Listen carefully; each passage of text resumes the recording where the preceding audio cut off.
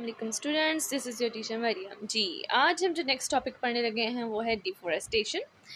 Deforestation हमें बचपन से पढ़ा क्या है, जिसमें जंगलात की कटिंग्स जंगलात का कटाव होता है घर बनाने के लिए, जगह खाली करने के लिए कि खुले मैदान चाहिए होते हैं, उन सबको कहते हैं डिफॉरेस्टेशन।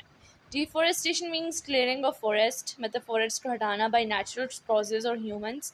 अब ये फॉरेस्ट कैसे हटाए जाते हैं? नेचुरल कॉजेज़, या तो आग लग जाती है या फिर वैसे ही बहुत तेज़ बारिश से राब से ढहा जाते हैं, और ह्यूमंस उसको काट देते हैं। Large areas of forest have been cleared for agriculture, और ज़्यादातर फॉरेस्ट इसलिए भी काट लिए जाते हैं खेती बाड़ी करने के लिए, फसलें उगाने के लिए। Factories, roads, railway tracks and mining, ये सब कुछ किया जाता है। Humans cut trees for getting wood timber, humans जो दरख्त काट देते हैं ताकि टिम्बर, उनको लकड़ी चाहिए होती है टिम्बर, ताकि फर्नीचर बनाया जा सके, which is then use for making structures and for heat production, या फिर सर्दियों के लिए आग जलाने के लिए भी इस्तेमाल होती है। Human prey upon forest animals which are the predators of many insect pest, फिर ह्यूमंस क्या करते हैं, जो फॉरेस्ट में जितने एनिमल्स रहते हैं उनको शिकार करना शुरू कर देते हैं, कुछ बेच देते हैं, कुछ खा लेते हैं, तो इसकी वजह से इंसेक्ट और पेस्ट ज़्यादा हो जाते हैं। In this insect pest destroy forest by eating the shoots and spreading diseases, और इसी वजह से जो पेस्ट्स होते हैं वो पत्तों को चढ़ जाते हैं, उनको खा जाते हैं, बीमारियां पैदा कर देते हैं। The effects of deforestation include floods, drought, landslides, soil erosion, global warming, loss of habitat of many species। और इसी यही सारे effects, right effects of deforestation तो ये हैं कि सैलाब आ जाएंगे ज़्यादा से ज़्यादा, ड्राउट, कहत हो जाएगा, बारिशें नहीं होंगी, जो दरख्त नहीं है वहाँ पे लैंडस्लाइड्स, वहाँ पे मिट्टी नहीं जमी रहेगी, मिट्टी बहुत दलदली होगी, स्लाइडिंग एंड सॉइल एरोजन, जरखेज़ मिट्टी सारी पानी में बह जाएगी, global warming, loss of habitat of many species, बहुत सारी स्पीशीज़ का घर चला जाएगा, तो सब डिफॉरेस्टेशन में होता है जी। आगे है अर्बनाइजेशन, ओवर पॉपुलेशन क्या है? ज़रूरत से ज़्यादा पॉपुलेशन, इंसानों की तादाद ज़्यादा, जिनको हम ओवर पॉपुलेशन कहते हैं। When the industrial revolution started from some 250 years ago, कह रहे हैं जैसे इंडस्ट्री बनना स्टार्ट हुई थी 250 साल पहले, the world's population was at 6 million, उस वक्त सिर्फ 600 मिलियन थी, ठीक है। That seems like a lot of people, उस वक्त ही काफ़ी ज़्यादा लग रहे थे, but now the world population almost 10 times at 6 billion, लेकिन अब दुनिया की पॉपुलेशन 6 बिलियन से 10 गुना ज़्यादा बढ़ गई है। Will grow to 8 billion by 2025, और 8 बिलियन तक हो जाएगी 2025 में। Better health facilities and lowered mortality rates, ज़्यादा अच्छी फैसिलिटीज़, हेल्थ की फैसिलिटीज़ होने की वजह से मोर्टेलिटी मतलब मरने की जो रेट्स शरह है वो कम हो गई है, क्योंकि दवाइयाँ आ गई हैं डिज़ीज़ को काबू करने के लिए, और इस वजह से पॉपुलेशन ग्रोथ ज़्यादा होती जा रही है। अर्बनाइजेशन, इसका मतलब इंडस्ट्रियलाइजेशन, मतलब इंडस्ट्रीज वगैरह लगाना। Urbanisation means growing of cities, ज़्यादा से ज़्यादा सिटीज़ बन रही हैं। People move from rural areas to city in search of better jobs, लोग गाँव से शहरों में आ रहे हैं ताकि ज़्यादा से ज़्यादा जॉब के मौके मिल सके। Education opportunities, higher standards of living, if there is rapid urban growth, अगर ज़रूरत से ज़्यादा अर्बन ग्रोथ हो गई, the governments find it difficult to provide even the basic facilities like health, education, shelter, water, electricity, तो हुकूमत नहीं सब कुछ नहीं पूरा कर सकेगी इंसानों के लिए।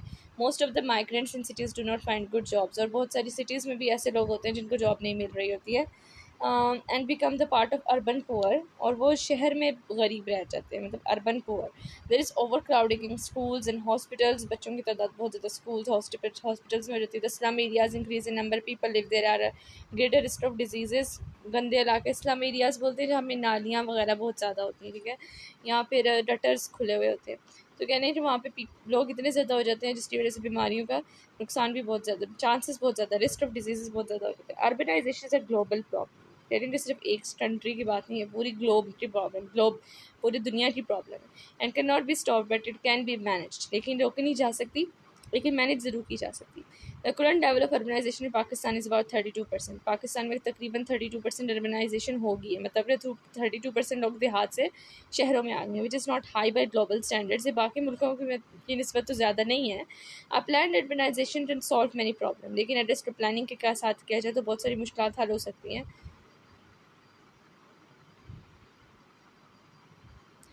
Planned urbanization can solve many problems. The cities should have thick green belts in the surrounding to control pollution. कह रहे हैं कि ज़्यादा से ज़्यादा दरख्तों का लगाना चाहिए ताकि पोल्यूशन कम हो सके. The open spaces in cities should be reserved through zoning and land plants. कह रहे हैं तो जो खुली जगह है वहाँ पे ज़्यादा से ज़्यादा प्लांट्स लगाए जाएँ. The urban spread out should also be controlled. इस वजह से जो लोग देहातों से आ रहे हैं वो थोड़े से कंट्रोल हो जाएगा. यूटिलाइजेशन ऑफ पब्लिक ट्रांसपोर्ट, कम से कम पब्लिक ट्रांसपोर्ट इस्तेमाल करें इंस्टेड ऑफ इंडिविजुअल ट्रांसपोर्ट. ज़्यादा से ज़्यादा मतलब पब्लिक ट्रांसपोर्ट होती है जैसे बसेस हो गई, वैन्स हो गई, जिसमें एक बंदा चलाए और बहुत ज़्यादा बंदे पीछे बैठ जाए. हर इंडिविजुअल ट्रांसपोर्ट हर एक बाइक से अच्छा है कि इतने सारे इंजन से धुआं निकलने से अच्छा सिर्फ एक गाड़ी से धुआं निकले और बहुत सारे लोग उसमें बैठ जाएं. Also proves effective way to manage urbanisation. इस वजह से अर्बनाइजेशन को हम मैनेज कर सकते हैं. Pollution consequences and control. अब जो पोल्यूशन हो रही है उसके हमें क्या कॉन्सिक्वेंसेज, क्या फेस करनी पड़ेंगी प्रॉब्लम्स एंड कंट्रोल, और उनको कंट्रोल कैसे किया जाएगा वो हम देखते हैं. For better life human society is becoming more and more dependent on technology. कह रहे हैं अच्छी ज़िंदगी के लिए लोग ज़्यादा से ज़्यादा टेक्नोलॉजी पे डिपेंड कर रहे हैं. And industries, technology industry making life easier. बेशक ये आसान बना रही है and convenient for humans but are also contributing towards the pollution of environment. लेकिन इससे एक नुकसान ये है कि पॉल्यूशन भी इन्वायरमेंट में बढ़ती जा रही है टेक्नोलॉजी इंडस्ट्री की वजह से. Pollution is defined as any undesirable change. ये डेफिनेशन है कि पॉल्यूशन कोई भी ऐसी अनडिज़ायरेबल मतलब ना चाहता हुआ चेंज है इन द फिजिकल, केमिकल और biological characteristic of air. Physical बोलते हैं स्टेट को, केमिकल उसके अंदर जो ऑक्सीजन वगैरह है वो, और बायोलॉजिकल करेक्टरिस्टिक या ज़िंदा रहने के लिए जो एयर की खसूसियात हैं उसको नुकसान पहुँचा रही हैं. Water and land that may harmful affect living organism. और जो इसकी वजह से कौन अफेक्ट हो रहा है, लिविंग ऑर्गेनिज्म पे अफेक्ट हो रहा है. नेचुरल रिसोर्सेज भी गप होते जा रही हैं. The substances that actually cause pollution are called the pollutants. वो वाली चीज़ें जो कि असल में पोल्यूशन कॉज करती हैं हम उसको पोल्यूटेंट्स बोलते हैं. They may be industrial effluents, domestic waste, medical waste. Pollutants are two types. दो किस्म के होते हैं. बायोडिग्रेडेबल. बायोडिग्रेडेबल का मतलब है कि जो जिसे कीड़े मकोड़े डिग्रेड कर सके, रिड्यूस कर सके. एंड नॉन बायोडिग्रेडेबल जिससे कीड़े मकोड़े ना खा सकें, ना कम नहीं कर सकें. जैसे कि प्लास्टिक है वो बैक्टीरिया से डिके नहीं कर सकता, तो डल नहीं सड़ नहीं सकते. इस वजह से वो भी एक पोल्यूशन है, उसका कोई हल नहीं है. Air pollution. एयर पोल्यूशन क्या है? Air pollution is one of the major environmental issues. बहुत बड़ा इन्वायरमेंट का मसला है, माहौल का मसला है. इट इज़ डिफाइन, ये भी डेफिनेशन है. It is define as the change of composition of air by the addition of harmful substances. कह रहे हैं कि एयर की कॉम्पोजिशन मतलब कितने परसेंट ऑक्सीजन है, कितने परसेंट नाइट्रोजन है, जो हमने याद किया था वो उसकी वजह से चेंज हो जाता है एयर पोल्यूशन की वजह से. By the addition of harmful substances, जैसे ही इसमें हार्मफुल सब्सटेंसेज आते जाते हैं यहाँ से लेके e g. Industrial and automobile gases and particulate matter, यहाँ तक जो है ना मैटर तक एग्जाम्पल के साथ आप लोगों की डेफिनेशन है. ओके, यहाँ शुरू से लेकर यहाँ तक आप लोगों की एयर पोल्यूशन की डेफिनेशन है.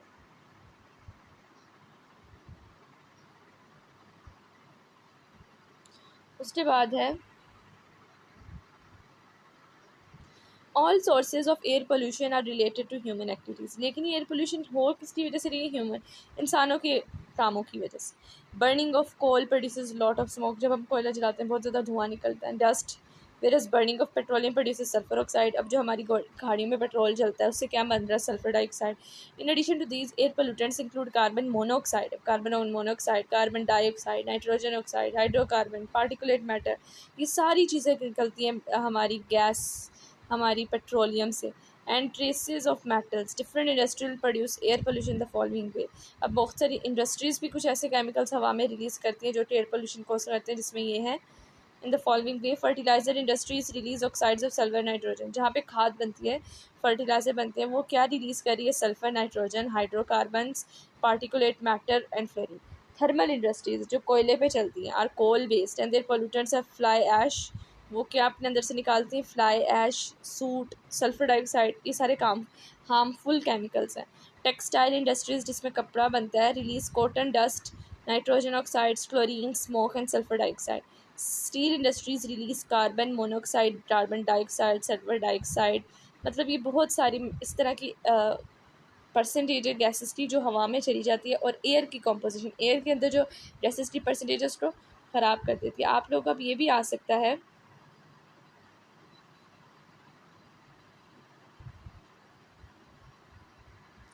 कि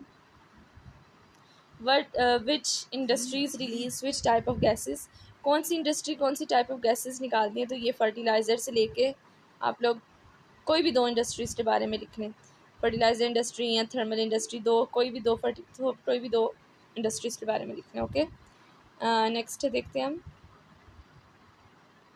unpleasant and unwanted and annoying sounds are termed as noise. Noise की डेफिनेशन है कि वो वाली आवाज़ जो हमें अच्छी नहीं लगती, अनप्लेजेंट है या अनवांटेड है, वो उसको हम नॉइस कहते हैं। Noise is considered a form of pollution. Noise भी एक पोल्यूशन ही है, ये नॉइस की डेफिनेशन है। Immediate effect of noise pollution are annoyance, aggression, गुस्सा आता है। The long term effects are hearing loss, और इंसान को फिर आहिस्ता नहीं सुनाई देता, फिर ऊंची ऊंची सुनने लग जाता है। डिप्रेशन, हाइपरटेंशन, ये सब इफेक्ट्स ऑफ नॉइस पोल्यूशन है। इफेक्ट्स ऑफ नॉइस पोल्यूशन आ जाए तो आप लोगों ने ये लिखना है, immediate effect of noise pollution, define noise pollution ये लिखना है, एयर पोल्यूशन की डेफिनेशन ये है, और फर्टिलाइजर इंडस्ट्री वाला ये वाला क्वेश्चन। अच्छा जी, next.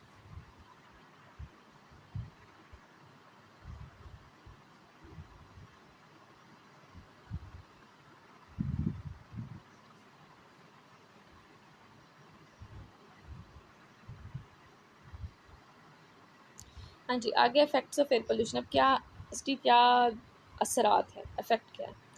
We have studied the global warming reason of the consequence of air pollution. हमें पता है कि ग्लोबल वार्मिंग तो है ही है।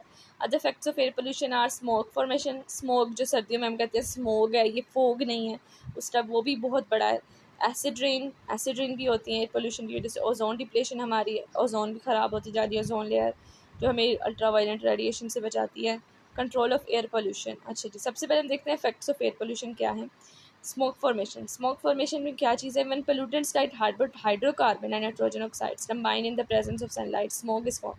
जब हाइड्रोकार्बन मतलब हाइड्रोजन और कार्बन और नाइट्रोजन के ऑक्साइड्स मिलते हैं आपस में सनलाइट के मौजूदगी में, स्मोक बन जाती है। This is a mixture of gases, it forms a yellowish brown hedge specially during winter. कभी आप लोग अपनी गाड़ियों का शीशा साफ़ करो जब स्मोक होती है, ठीक है, उस तो फिर हमारा कपड़ा सारा ब्राउन हो जाता है। क्यों येलोइश या ब्राउन हो जाता है? इस वजह से क्योंकि इसमें ये वाली गैसेस प्रेजेंट होती है। The hampers visibility during winter and hampers visibility. It also causes many respiratory disorders. इससे बहुत सी सांस लेने वाली बीमारियां भी वजूद में आती हैं। And allergies as it contains polluting gases, और बहुत सारे लोगों को उनसे एलर्जीज भी होती हैं। Acid rain, the air pollutants like sulphur dioxide, nitrogen oxide react with water in the atmosphere producing acid rain. ये सारे एसिड रेन क्या है, एयर पोल्यूटेंट्स जब सल्फर डाइऑक्साइड नाइट्रोजन मिक्स हो जाते हैं पानी के साथ एटमॉस्फेयर में तो एसिड रेन बन जाती है। Ozone depletion, the upper layer stratosphere में ओजोन पाई जाती है which absorb ultra violent rays, जो जिसका काम के अल्ट्रा वायलेंट रेज को यूवी रेडिएशन को एब्जॉर्ब करना, present in the sun's radiation. However the air pollutants like chlorofluorocarbon destroy the ozone molecule. Chlorofluorocarbon जो हमारे एसी और हमारी फ्रिज से निकलता है वो ख़राब कर देता है ओजोन लेयर को, डिस्ट्रॉय कर देता है। So break the ozone layer, तोड़ देता है। Ozone holes are created which permit UV rays to reach the earth surface. Ozone में होल्स बन रही है जिसकी वजह से यूवी रेज दुनिया में पहुंच रही है और अर्थ की सरफेस तबाह कर रही है। UV rays increase the temperature and also cause skin cancer. UV rays temperature बढ़ा देती हैं और स्किन कैंसर कॉज कर रही है। द हार्मफुल, ये आप साथ में पिक्चर देख सकते हैं। The harmful effect of the UV rays are visible in the countries such as Australia and New Zealand where the rate of skin cancer is high than other regions of the world. तो skin cancer सबसे ज़्यादा New Zealand और Australia में पाया जा रहा है क्योंकि वहाँ से ओजोन लेयर डिप्लीशन हो गई। कंट्रोल ऑफ एयर पोल्यूशन कैसे कंट्रोल किया जा सकता है। The effective control of air pollution is it is important to create public awareness about the ill effects of air pollution. Air pollution can be controlled by the following ways. कह रहे हैं कि control of air pollution बहुत important काम है। अब हम देखते हैं वो हम कैसे कर सकते हैं। एफॉरेस्टेशन, डिफॉरेस्टेशन होता है जंगलात का कटाव, एफॉरेस्टेशन दोबारा जंगलात बनाना। It means the establishment of new forest, नए जंगलात बनाना बाय प्लांटिंग और नॉन फॉरेस्ट एरियाज, प्लांट करके पौधों को, नॉन फॉरेस्ट जहाँ पे पौधे नहीं थे वहाँ पे। Forest are effective means to control air pollution. Forest से बहुत ज़्यादा आसानी होगी हवा को साफ़ करने में, because plants can filter and absorb air pollutants, क्योंकि जो पौधे हैं वो फिल्टर कर लेते हैं जो फजूल पोल्यूटेंट्स होते हैं। Modification industrial effluents, the air pollutants coming from industries should be pass through filters and other devices. कह रहे हैं एयर पोल्यूटेंट्स जो इंडस्ट्रीज से आ रहे होते हैं उनको फिल्टर और दूसरे डिवाइसेस के अंदर से गुजारते हैं so that the particulate matter is removed, ताकि जो चीज़ें नहीं चाहिए वो हट जाए before the waste gases are release out. The smoke producing unit should have long chimneys, इनके पास बड़ी बड़ी चिमनीज होनी चाहिए to take the polluting gas for above and then disperse, ताकि वो बहुत ऊपर लेके जाके गैसेस को छोड़े, ताकि नीचे ज़मीन पे जो लोग हैं उनको अफेक्ट ना हो। Over large surface area industries should also invest for solar cookers और प्रोड्यूसिंग बायोगैस। कहने के इस तरह के सोलर कुकर्स ईजाद कर देने चाहिए। ये कौन से सोलर कुकर्स हैं जो इंडस्ट्रीज़ में इस्तेमाल होते हैं, ठीक है, चीज़ों को गर्म करने के लिए, कि वो उनको कोयले की ज़रूरत ना पड़े गर्म उनके लिए नीचे आग जलाने के लिए, बल्कि सोलर कुकर्स वो सूरज की रोशनी से गर्म हो जाए। फॉर प्रोड्यूसिंग बायोगैस, ताकि गैस बनाई जा सके। इन्वायरमेंट फ्रेंडली फ्यूल्स, कुछ ऐसे फ्यूल्स इस्तेमाल करें जो इन्वायरमेंट फ्रेंडली है, जैसे लेड फ्री फ्यूल्स ऐसे इस्तेमाल करें जिसमें लेड वाला एलिमेंट है वो ना हो। Should be use in automobile. Similarly sulphur free fuels, ऐसा फ्यूल इस्तेमाल करें जिसमें सल्फर ना हो। Use should be use in coal based industry, ये हमें कोयले जहाँ पे कोयला इस्तेमाल करते हैं उसकी तरह ये वाले फ्यूल इस्तेमाल करने चाहिए। To reduce pollution by sulphur dioxide, ताकि पोल्यूशन कम हो सके सल्फर डाइऑक्साइड से।